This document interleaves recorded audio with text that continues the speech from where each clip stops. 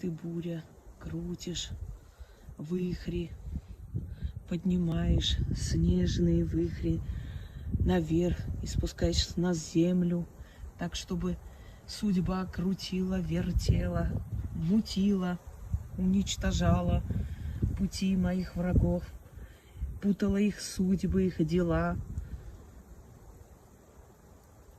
Попробуйте поговорить со стихией, с буйной стихией. Вот подобным образом, может даже записать и, собственно говоря, и эти слова произносить.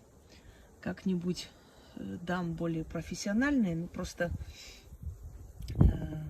такую погоду как-то не всегда можно застать, поскольку сейчас застала, решила вот примерно вам объяснить, как можно выплеснуть свой гнев, свою боль на врагов